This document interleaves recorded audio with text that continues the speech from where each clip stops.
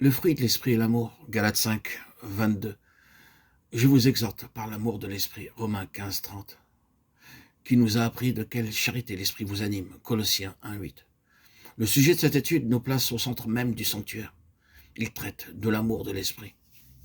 Nous allons voir que non seulement l'amour est une des grâces que nous apporte le Saint-Esprit, mais que l'esprit est lui-même l'amour divin, venant du ciel pour habiter en nous. Que par conséquent, nous ne pouvons avoir l'Esprit de Dieu en nous qu'en ayant dans la même mesure son amour. Dieu est esprit, Dieu est amour. Jean 4, 24, 1 Jean 4, 8. Par ces deux mots, l'Écriture cherche à nous donner ce que le langage humain appellerait une définition de Dieu. Comme l'Esprit, Dieu a la vie en lui-même. Il est indépendant de tout ce qui l'entoure et il possède le pouvoir de faire pénétrer partout sa vie, de la communiquer à qui il veut. C'est parce que Dieu est esprit qu'il est le Père des esprits, qu'il est le Dieu de la création et qu'il est aussi le Dieu et le Rédempteur de l'homme. Toute vie doit son existence à l'Esprit de Dieu. Et il en est ainsi parce que Dieu est amour. Par sa nature même, Dieu est amour. Et nous le savons, parce que le Père donne tout ce qu'il a au Fils et que le Fils tire du Père tout ce qu'il a. Jean 16, 15. C'est par le moyen de l'Esprit que s'établit ce courant de mutuel amour entre le Père et le Fils. Le Père est la source, celui qui aime le premier. Le Fils est celui qui est aimé. Le grand réservoir d'amour qu'il reçoit et qui donne incessamment. L'Esprit et l'amour vivant qui les réunit entre eux.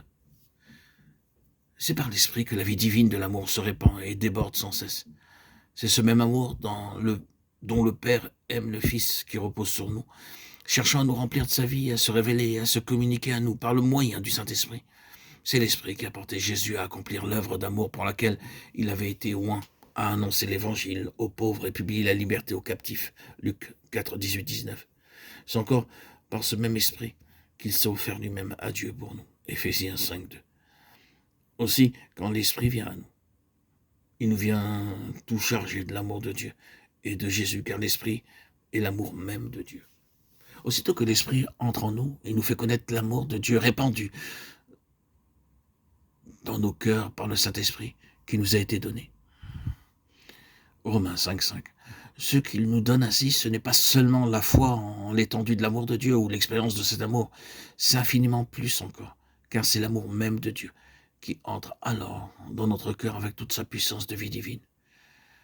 Il ne saurait en être autrement puisque l'amour de Dieu est la vie même de l'Esprit. L'effusion de l'Esprit est donc l'effusion de l'amour divin.